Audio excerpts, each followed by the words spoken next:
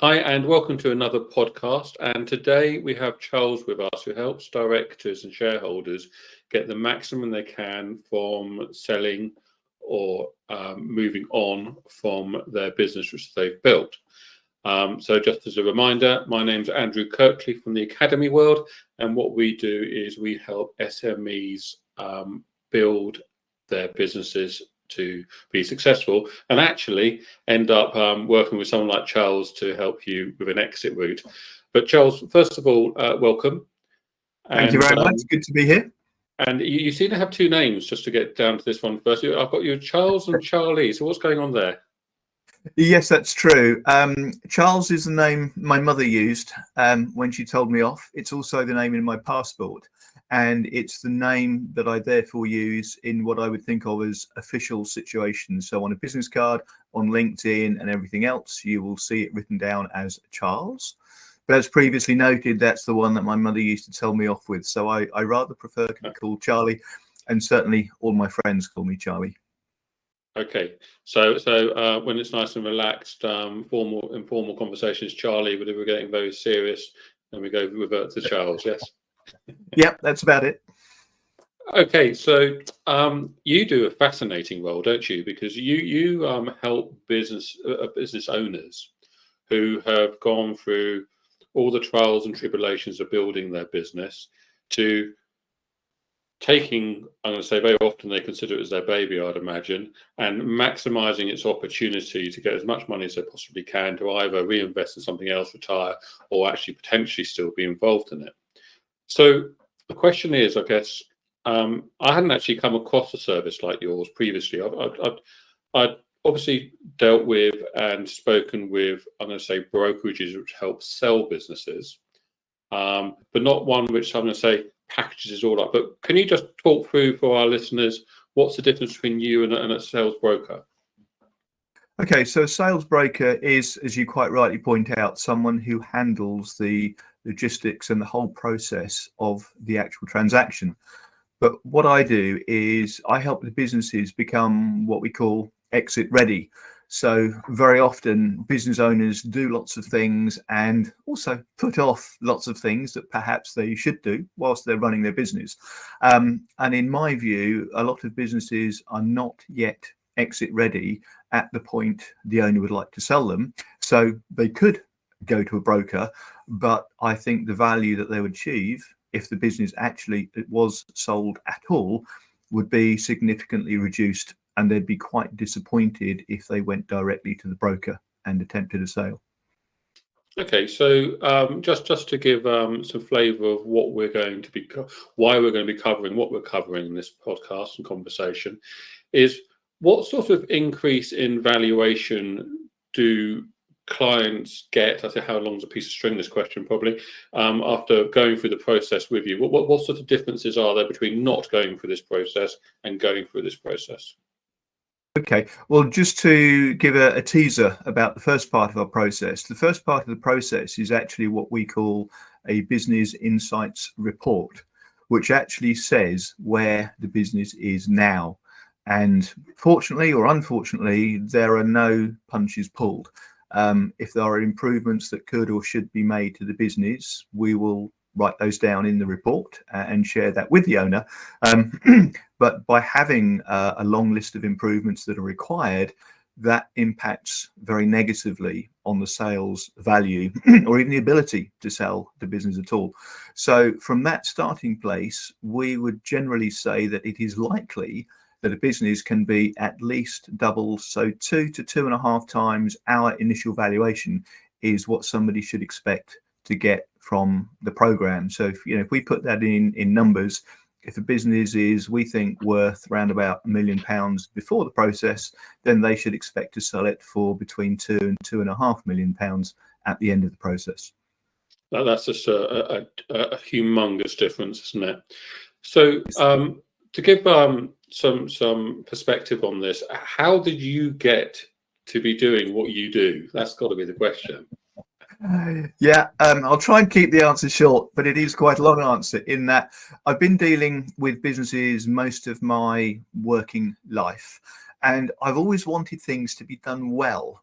And in my own personal life, when I was in corporate, I had quite a busy job. I was fronting a European piece of business, and it meant that my time was short.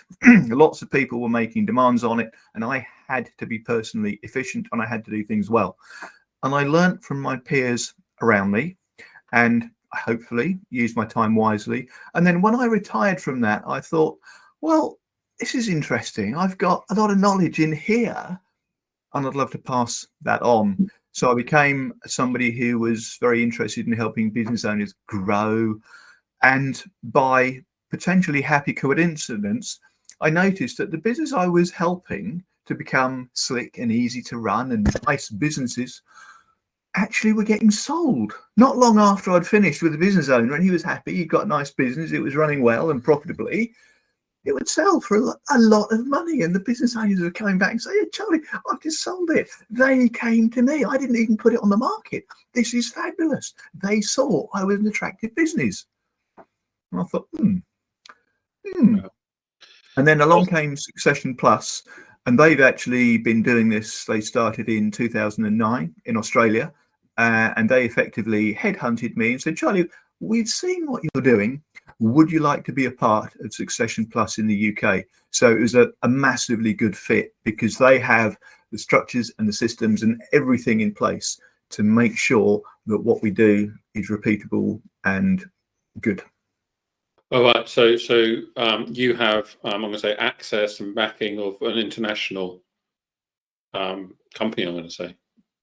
That's right. So the whole company, the Australian part, as I say, started in 2009 by Dr. Craig West, and about it must be 5 years ago now, Succession Plus started in the UK. So yes, there's more than one of me at Succession Plus in the UK, and we are part of an international business which is also operating in the US. Okay. So let's pretend I'm going to sell my business.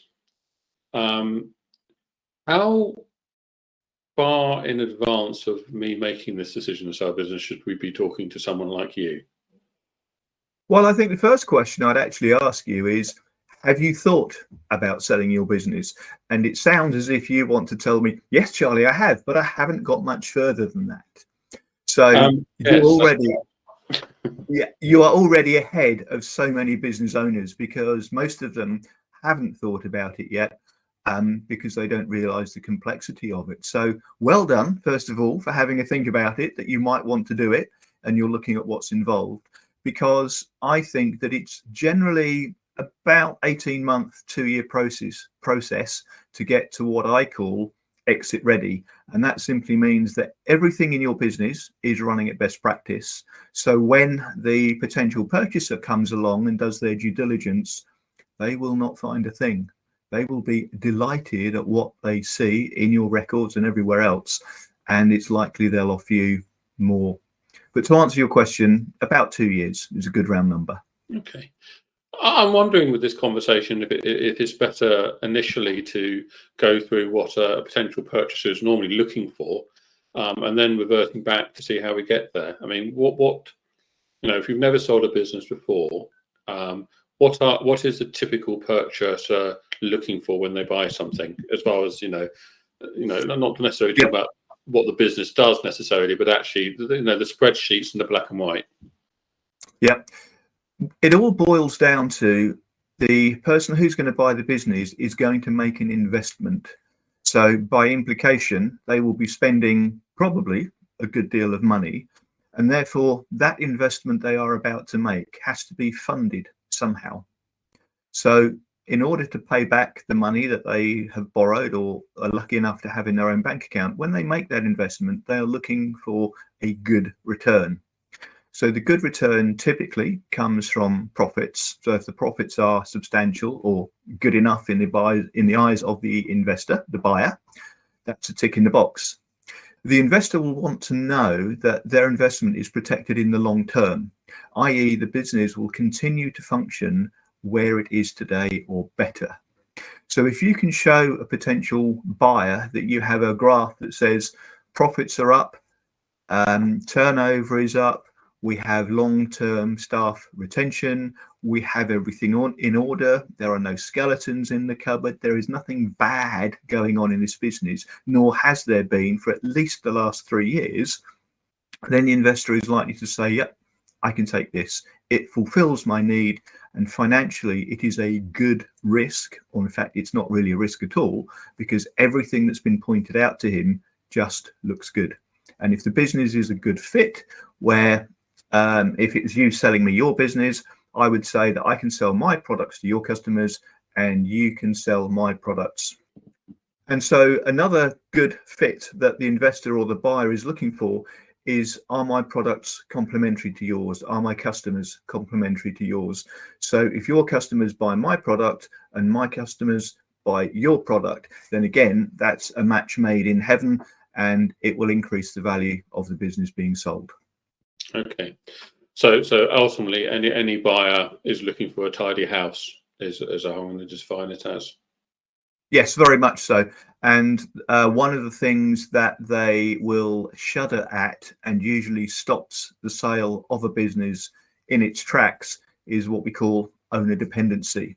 So it's the business owner. He's probably started the business from nothing. As you said earlier, it's his or her baby, and he knows everything about it. It's all up here. There's not a question he can't answer, but none of it is written down. And he probably hasn't delegated terribly successfully to his managers. So that's a big problem. Okay. Now, obviously, we spoke before recording this podcast, and you gave me what I consider as a terrifying fact that I think you said to me that around 80% of businesses either don't sell or don't sell for anything that the owners thought they were going to. Is that, did I get that right? I'm afraid you did, Andrew. Yes. So there are statistics that are very readily available out there that says exactly that only 1 in 5 businesses will sell at or above the level that the owner is hoping for. And as just mentioned, the primary cause of a business not selling at all is, number one, owner dependency, where everything is in the owner's head. And secondly, you can just tell when you walk in, the place is a mess. Things are not documented at all, or certainly not well enough. And that's the processes. It might be stock levels. It might be cash flow. There are so many things that a business owner can carry in their head. And there are so many things that should be recorded. And when either of those happens, poor recording or a lack of recording of things, or everything is in the business owner's head, buyers come up and say, well, when you're gone, what do I actually get? What, as a new owner, what do I get? Customer book and chaos, and will the employers go if you go? So if it's not planned through, it tends to be doomed to failure, I'm afraid. So hence why you need sort of 18 months to 2 years to sort of prep a business for going to market. So we've covered what happens at the end of the journey. So just to fulfill, I would imagine that this is only for large businesses you do this for, or what size businesses? Typically, it's businesses who are at or aspire to be at the £1.5 million mark, and they are typically characterised by being run by the business's original founder, and also that the founder is still doing a lot of work. So there is unlikely to be a full management board or board of directors. So typically above £1 million, and typically with 10 or 15 or more employees. And the top ceiling, by the way, is really by how well the businesses are organized further downstream, because once you get to the sort of 5, 6, 7, 10 million pound mark, they tend to have a proper board of directors, and that board of directors tends to know between them how to run a business properly, and so therefore they're unlikely to need advice from someone like me. But of course, I'm happy to give it. So when you say £1 million, £1.5 million as a starting point, is that the turnover or the value? That's the turnover. The turnover. Okay, Yeah. fine. So let's go to the beginning of the journey. So now our listeners will know that if they go through a journey with someone like yourself, they could potentially double or more, not only double or more the valuation of the business, but actually increase the likelihood of selling significantly. But Yeah. where do you start? We start with this business insights report, but before that, we have a meeting with the business owner before they become a client, while they're a prospect and while they're still thinking about it, because I want to describe to them that in my mind, I believe there are three parallel journeys that need to happen simultaneously. So the first one is the business owner. The light bulb moment has happened. They realize they want to sell the business, and I will start asking them questions about where next. Is it your intention to retire? Do you want to sell this and start something else? Where do you want to be after the business? Do you want to have some new hobbies that you can spend all your lovely funds on? What is it you want to do? Because that is a massive part of the journey. Because another sad statistic is that for business owners who sell a business on Friday and have nothing to do on Monday, unfortunately, they seem to have nothing to live for. And unfortunately, they're no longer with us a year or 18 months later, which is quite a sad statistic. So secondly, we have the business itself. What does the business owner want for the business? Because at either end of the scale, you've got the sell it to the fellow with the deepest pockets, nothing else matters. And at this end of the scale, you've got the staff, they're my friends. They've been working with me for 20 years. I want to make sure they're looked after. And as much as I can, I want the business to carry on with its current legacy. This is what we stand for. And I don't want that to be lost just because a new owner has it. So you've got those two extremes. And I need to know what the business owner wants. And then thirdly, you have the employees, because usually in a successful sale, the new owner will want the businesses to stay. So the employees need to be reassured that the business is being sold so that it can grow, become better, become stronger, and you still have a job after Andrew sells it. So there are those three journeys that all need to be managed carefully. So the first thing that happens is we have a discussion with the owner and I find out what they want. And when they say, yeah, I definitely want to sell, I definitely want to go down that route, then it's the business insight reports that I mentioned earlier. And that's quite a big report. It's something like 55 pages. It'll take us probably a 3 months to put that together and present it back to you. And for us, that's the real starting point. We present the report and say, look, I know you may not be aware of all of this, but this is where your business is today. And the last page of the business insights report says, this is your valuation today. And if you follow the steps, this is where we think we can get it to in 2 years, 2.5 years time, based on our track record and your business details that we've shared with you so far. So my concern regarding what you just said there is that if my team, my staff, find out that you're in and you're asking them questions and all these sort of scenarios, then they're going to get nervous about something which I'm thinking 2 years down the line potentially to I put it on the market. Is this not an issue? Andrew, sorry, I must have given you the wrong impression on that, because you are absolutely right. The employees do not need to know anything about it until, if you like, the run up to the transaction is happening. So the business owners will see perhaps that a man in a suit is coming in to improve and help the business. And at that point, that's the way it's normally described to employees. Yeah, this Charlie chap, he will be coming round because I'm looking at making the business bigger, better, and stronger. And that's the message from the owner to his employees. And I go around and I may or may not talk to people, but the actual reason or the long-term goal is not mentioned. You're absolutely right. Okay. So I can see how that would be a reassurance. So if I had to ask you what are the three biggest typical challenges need to be put right, other than the business owner running the business and being totally essential on it. What would be those three things? Documentation, documentation, and documentation.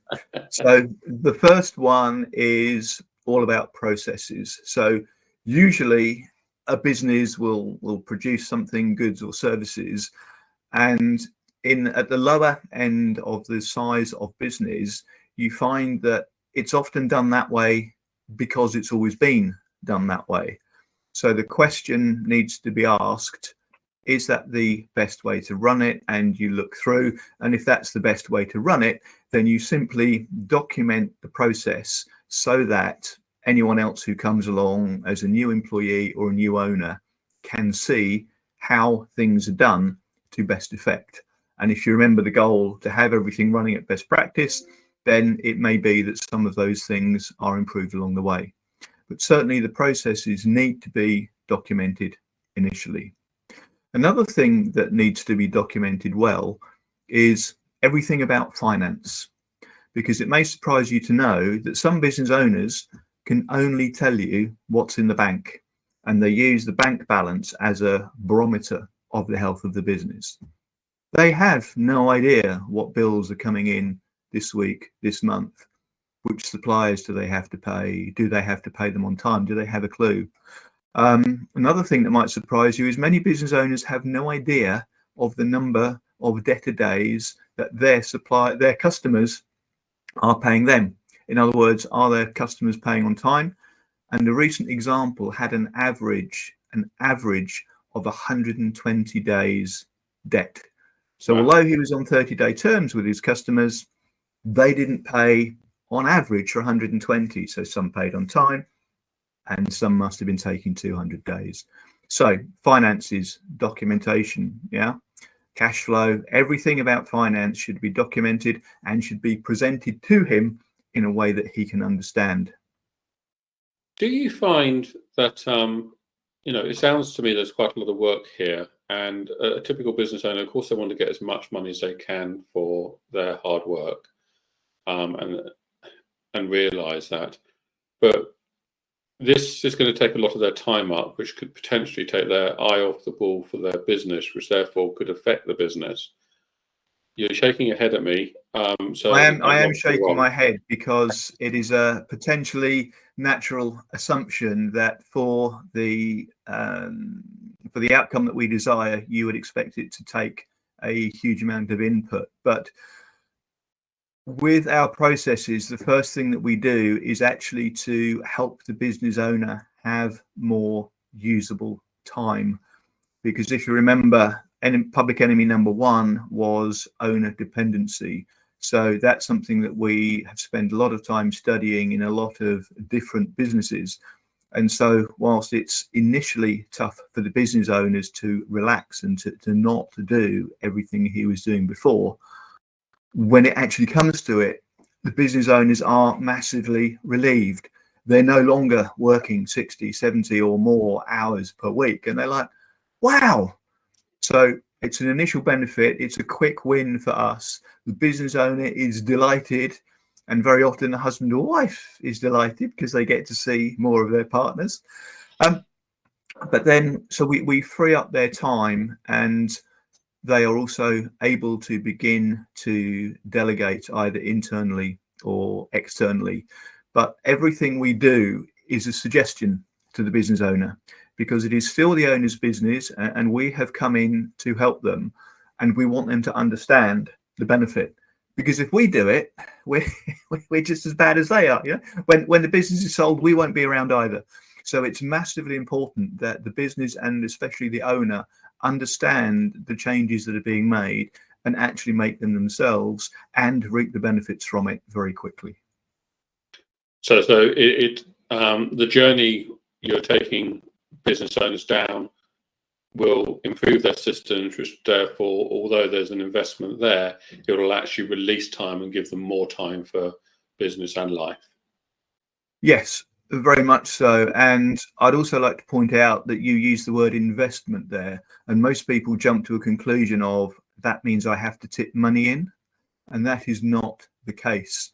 very often the changes that we suggest is more of a change, and yes, they need to put something different in, but it's normally better working, easier working, as I said, delegation, whatever it might be. So yes, there is an investment in change, but it's not normally a big financial investment. Okay. So moving on to another area which I understand is really important. It's an area which we're close to because we also help businesses with automation, integration of AI. But if I said 4 letters to you called data, I would imagine how much sort of you're laughing, so I'm assuming that often becomes a challenge for you. Yes, and data needs to be useful, because you're absolutely right. A potential purchaser wants to know as much as possible about the business, the risk he is thinking about spending his money on. So the more fact that you can put in front of the buyer, the better. And if you suggest something is fact, you jolly well better have data to back up the sentence that says this is a fact. Because if you don't have it, the potential buyer will simply assume you cannot prove it, and therefore it does not exist. And that knocks your valuation down. So either you'll get a very poor offer because you can't prove what you've said is true, or the owner will walk away because, you know what, the owner doesn't actually know what he's talking about. He's making claims that are simply not provable. So yes, data is massively, massively important. And you also need to be able to prove what you've said over a period of time. So if I said to you, as for instance, oh yes, our sales have gone up by 10% year on year. If I can't prove that to you, if I can only prove it for the last 1 year, why did I say anything as foolish as it's been happening for 3 years? I need to show you 3 years history that says this is what it was, went up, went up, went up, and I need to lay it out in front of you, because buyers, you know, they need facts, otherwise they won't invest their money in your business. So my assumption is that you need to have a data channel from the first amount of money spent on marketing to get the lead, or spent on a commodity to make a product, all the way through to being paid for it, and potentially any warranty issues, having to deal with it from there. So you need to take it all the way from the very first point to the very last point with the various percentage ratios and costs. Absolutely right. And I like the marketing idea that you brought up there, that you as a business decided to spend money on marketing. So if you can say this was a marketing campaign that set out to do this, and this was its success rate, and so you can, you know, therefore say, and therefore we continued it, or we changed it, or whatever, because that would be of immense interest to a potential buyer, because they'll see how your marketing has worked. They can see that some have gone better, some have gone less well.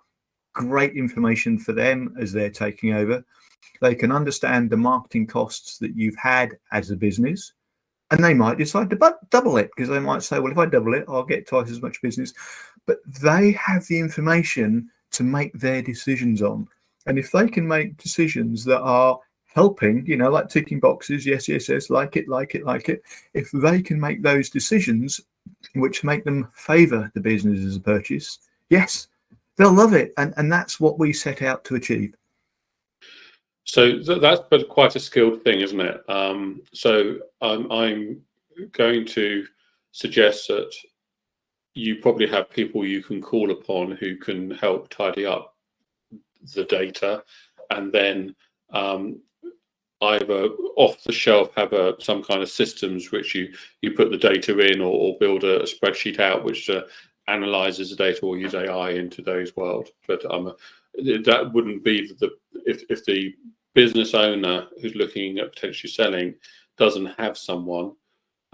With your international connections, I'm assuming you have quite a lot of connections yourself to put in assistance as required. Absolutely, yes, is the very short answer.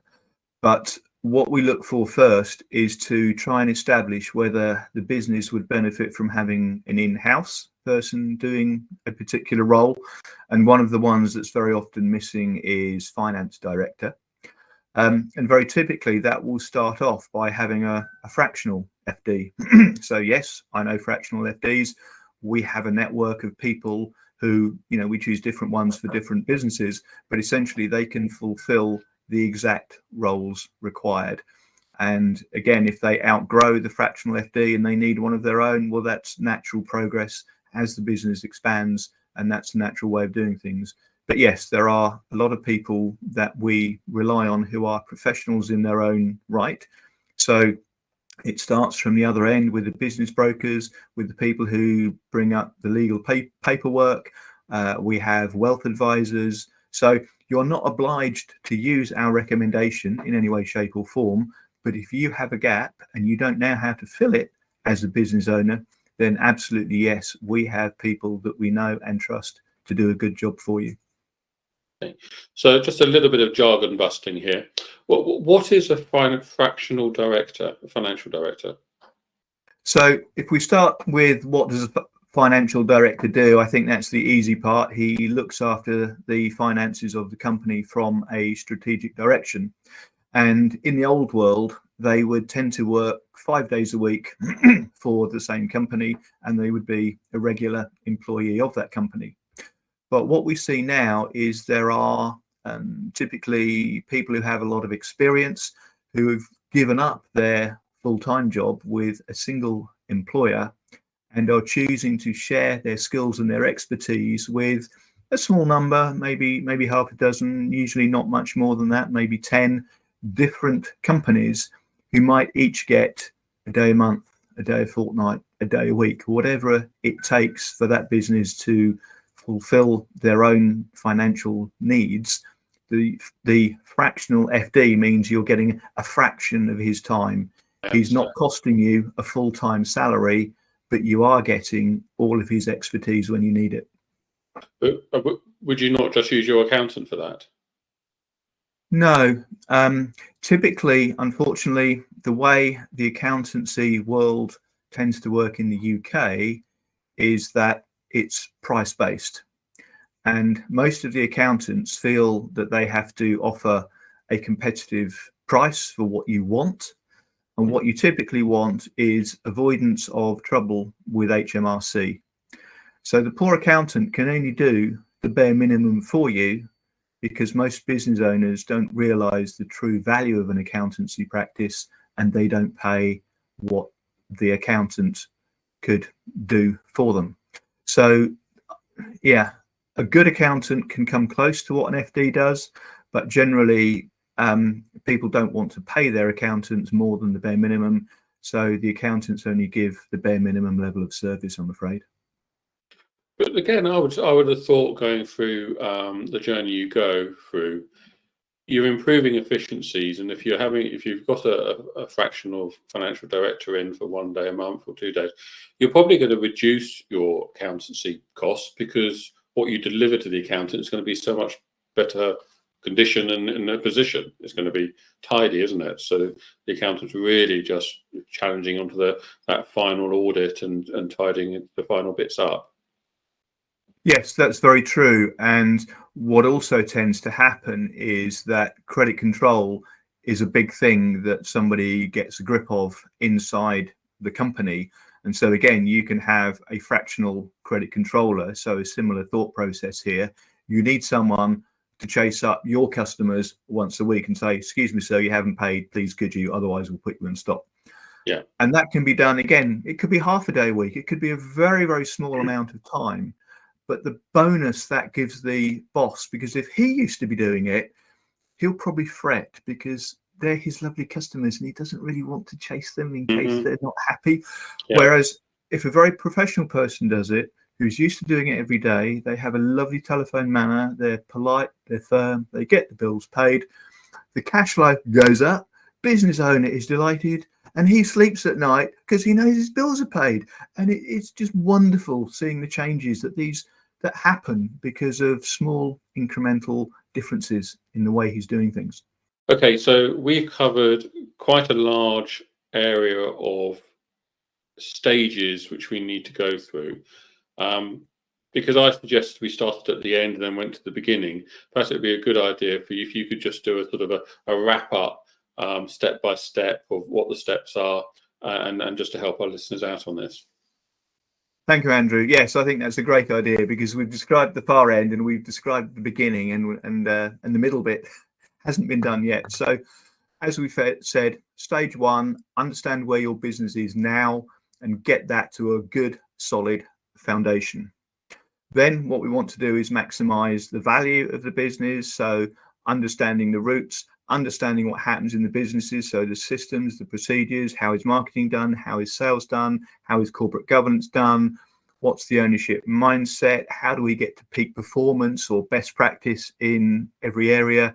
How do we determine who is the likely next management? It could be sold in a number of different ways to a number of different people. And then we need to consider the event itself. You will become more wealthy. So how does the tax planning work? How does the documentation for the sale work? And then there is the event. And most people think it stops there, because after all, you've sold the business. So what else is there? Well, after that, you need to make sure that your wealth is protected. Done badly, if you inherit or receive a lot of money from the proceeds of your business, the tax man say, thank you very much, that's unearned income, we'll take a large chunk. So there is tax planning that occurs before, but the actual effect happens after the business. So, and that then tends to lead on further to estate planning. So that's what do you want to do with this big wealth? Do you give it to your wife, your daughter, your grandchildren?